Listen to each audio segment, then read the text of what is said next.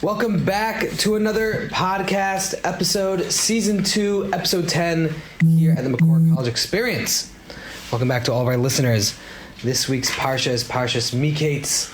It is Shabbos Chanukah here in the studio.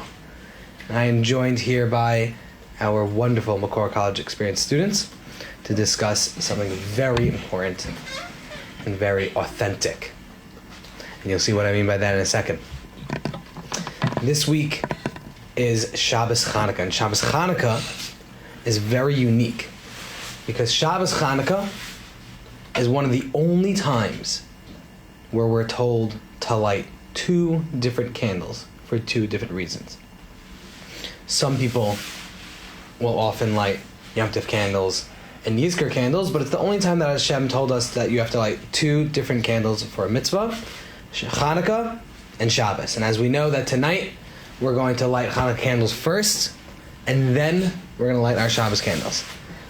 Chanukah is all about pursuing Nisa, publicizing the miracle. And that's why we light Chanukah candles. And that's why we put it by the window, or put it by our front door, as we learned this week in the Shulchan Aruch. Because you want the world to see it. That's the whole reason you're lighting the Chanukah candles. You want the world to see the miracle. It's about standing up for who we are, even when it's a little bit uncomfortable, even when the world doesn't fully get it. There's a confidence there. There's a very public confidence there that we put our candles up, and sometimes the world doesn't really understand why we're doing it. And they don't fully understand why we're doing it, but we do it anyways because we're proud and we're confident in what we do. And there's a real beautiful message there that we're confident, even if people don't really fully understand it. We're confident in what we're doing there. Shabbos, on the other hand, we don't put the candles by the windows. We were talking about during Shir, yesterday actually.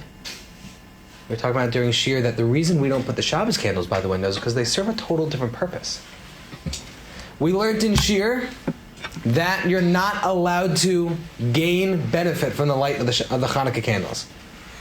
Right? The Chanukah candles are holy, and they're meant to publicize the miracle. They're not meant to light up our room so we can read our books and play games. They're meant to publicize the miracle for everyone outside. The Shabbos candles, on the other hand, the Shabbos candles are meant to light up our room. That light is for us. So when we light the Shabbos candles, that we light in the house. We don't put that by the window necessarily. We're not putting it outside by the door. It's not for everyone. It's for me. It's for you. When the people in our families light Shabbos candles, they're doing it for us. It's not about making a big statement. But Shabbos, Chanukah, when we do both, we remember that both of those things are important. It's important to put candles out on the window to tell the world that we're Jewish and we're proud that we're Jewish and Hashem does great miracles for the Jewish people. And we also put candles on the inside of the house for ourselves, to do things for ourselves. And both of those things are important. Because if everything about our Judaism, or our values or identity is always public, always visible, sometimes it starts to feel like we're just performing for other people. So we can't always do everything for everyone. It's as if it's going to be like we're doing it for other people instead of ourselves. At the same time, if everything stays hidden and private, then we risk dimming our light when the world also needs to see it. So we need that balance. We need that balance. Some things are private. Our davening, when we're davening Shemona Esrei, we do it quietly. Some things are a little more public. When we learn in the Beis Medrash amongst other people. Some things are even more public. When we do chesed, we do it very openly. But the Shabbos candles and the Chanukah candles remind us that we need both. The Shabbos candles remind us that holiness starts inside, and the Chanukah candles remind us that once that light is revealed, and once we create light, now we can start also sharing it with others at the same time. Okay? So, for our first guest of the week, I would like to call up Reb Zev. Zev Meth. Rebbe here in our McCourt College Experience program. Reb Zev in the studio. How are you doing? I'm doing great. Second week in a row. Wow. Well, listen. It's a pretty big deal when we get to have Reb Zev on the podcast. So, when we have that opportunity. So that balance. Yes. The inside, the outside.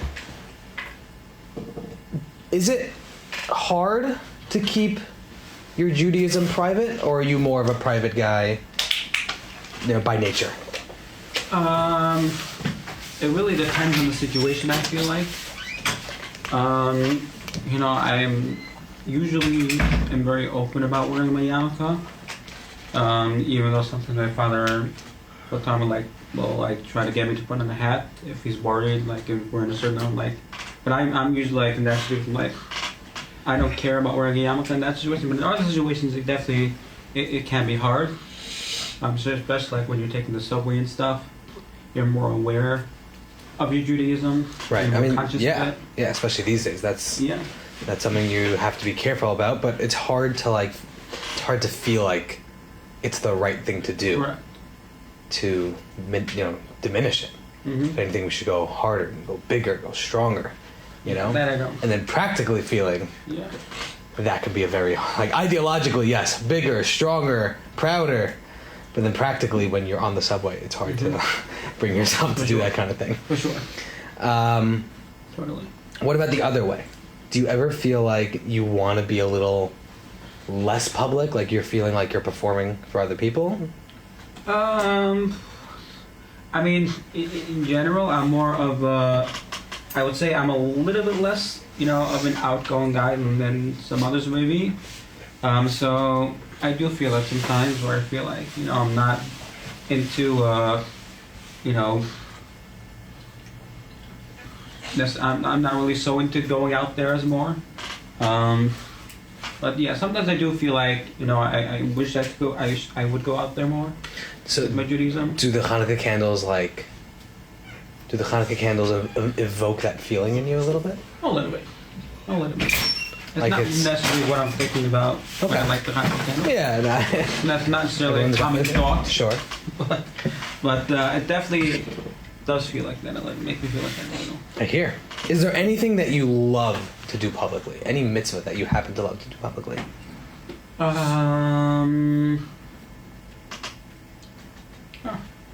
That is a good question. I don't know. Is davening in shul considered public? Yeah, it's public to an extent. Okay, then I like to. Some people daven really public. They daven on they daven in the airport. They daven. Well, not a very public. Not so much.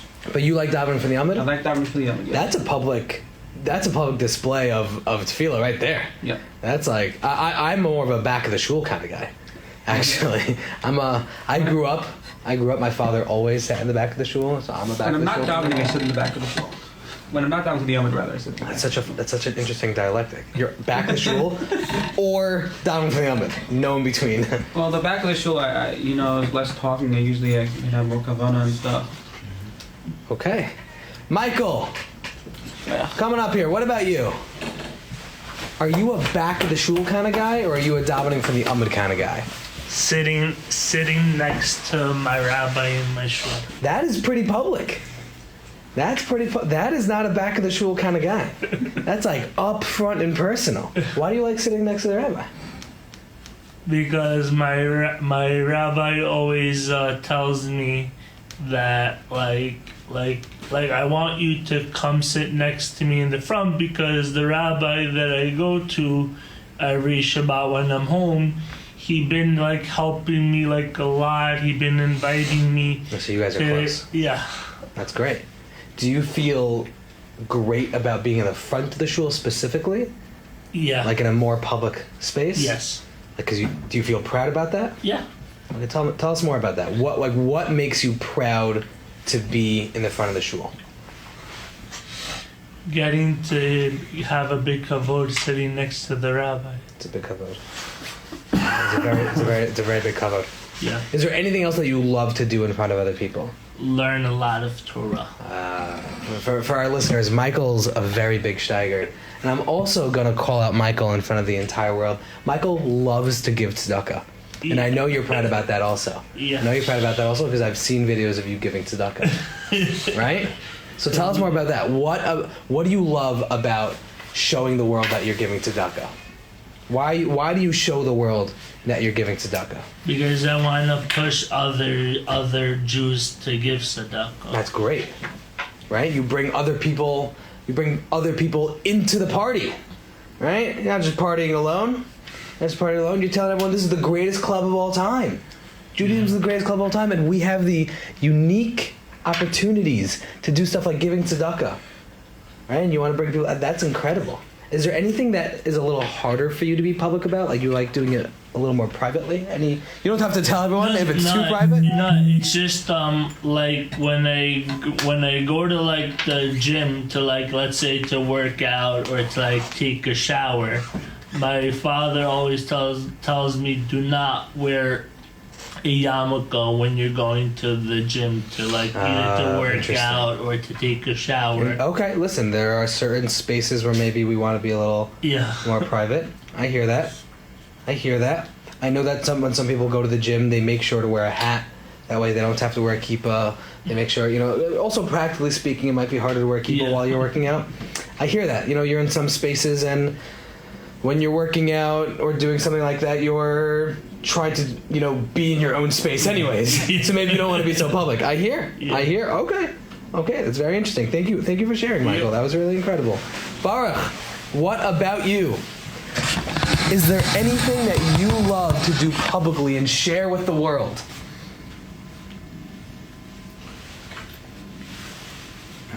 Besides that, you're a Blue Jays fan. I don't know why you want to share that with the world, but you do, and I'm happy for you.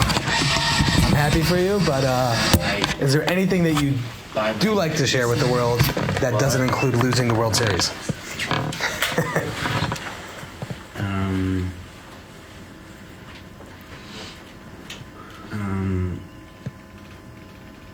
Helping out others, like people who need help with, like, doing stuff that they need help with. Okay, why is that something that you like to share? Why is that not something to keep private? Is it similar to like what Michael was saying? Is it something else?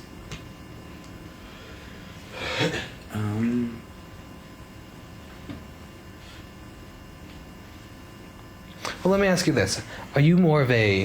Do you find yourself to be more of a public person or more of a private person?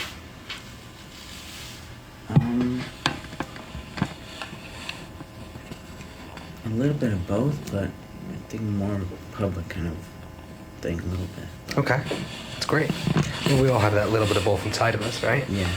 We all have like those public sides of us, those private sides of us, and the way that we serve Hashem also has more public sides, more private sides, and you need both, like we said. What feels more appropriate to keep private?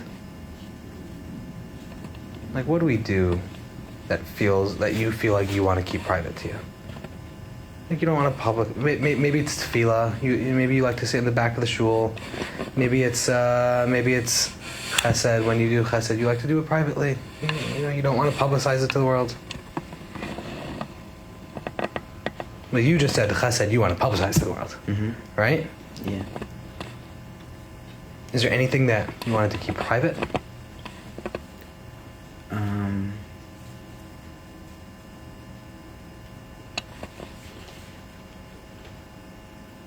Probably having more kavanah and davening. Kind of. That's like a private thing.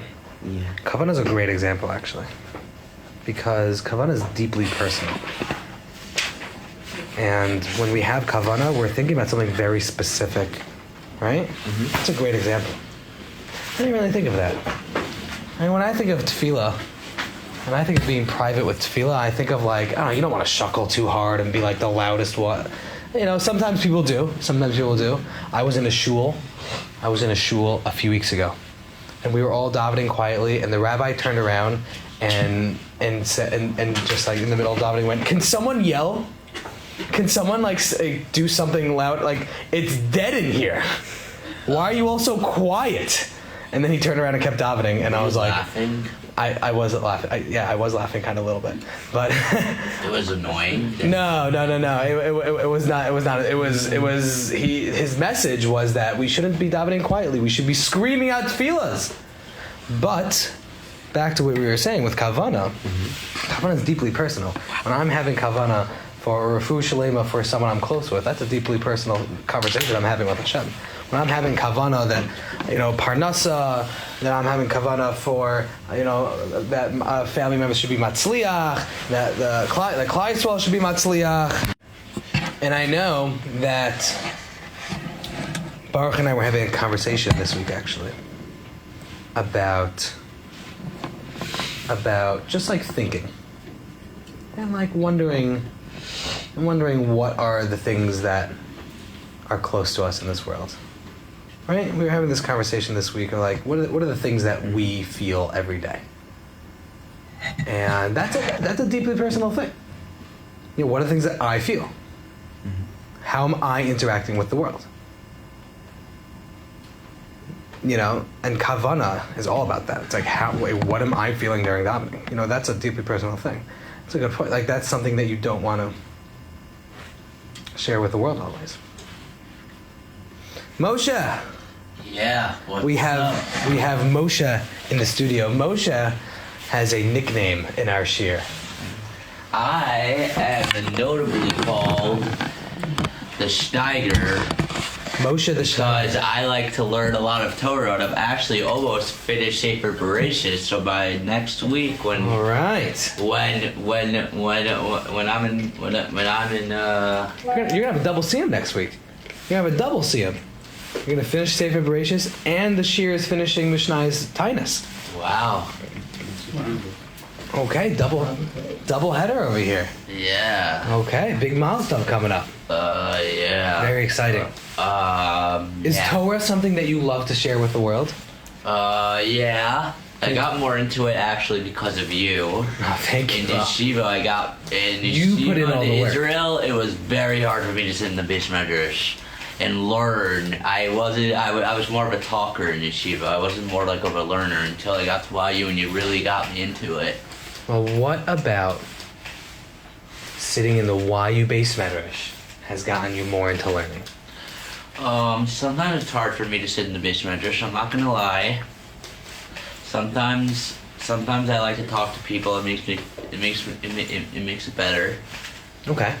I don't know. Is there something nice about learning privately, or do you like learning in beis medrash with a lot of other people? Because I know you said you like to schmooze and socialize, and that's great. But does that also come with loving to learn in the beis medrash, or do you like to learn privately?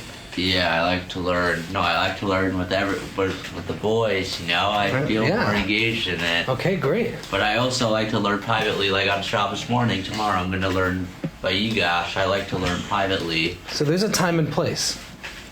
There's a time. You mean Parshas Miketz? No, I'm on Vayigash. Oh, you're already up to Vayigash. I'm ahead. You're ahead. Well, that's why you're finishing next week. Yeah. Okay, you gotta stay on your feet. Yeah. So there's a balance there, right? There's some things that we like to do privately, some things we like to do publicly, and for you, Torah has both sides, right? You said that you like to learn privately. There's times where like you just want to sit and focus on the thing that you're learning for you. Yeah. You're not necessarily sharing it with the world. It's for you. But Torah is also something that we want to share with each other. Like when we're learning the beis medrash, and we're sitting with each other, and we're learning together, and we're doing things together, and we're sharing Torahs together. Yeah. I know Moshe is a prominent part of our chabura in the beis medrash, and I know that Moshe is a prominent, outspoken guy in shir during our Gemara shir, and specifically our Tanya shir, very outspoken. Yeah. Moshe likes to share with the world. Yeah. Right? I like to, and I also, as Michael said before, I really love giving tzedakah as well, because giving tzedakah makes me, I even wrote it on my Instagram account, giving tzedakah actually makes me closer to God in a way. Of course. Of course. Makes me very close to God. Now Moshe is a Benoni. Proud Benoni. Right? Yep. Proud Benoni. And proud Benonim bring each other But also, Back to Hashem. Beinonim also, as we learned, they also have like more private urges, like more like bad urges. Well, Beinonim are great people that sometimes make mistakes. Yeah. And that's okay. Yeah. Right? And we make sure to share with the world all the great things that we do. Yep. Right? And you share with the world your Torah, and you share with the world your tzedakah, and you share with the world your smile. Right? Baruch Hashem. Okay. Moshe, thank you for joining us in this week. Have a heilige Shabbos. Thank you to all of our listeners for listening. Wishing you all a great Shabbos, a Gittin Chodesh, and a Freilichen Chanukah from our families here at the McCourt College Experience to your families back at home listening. Have a great Shabbos. Have an amazing Shabbos.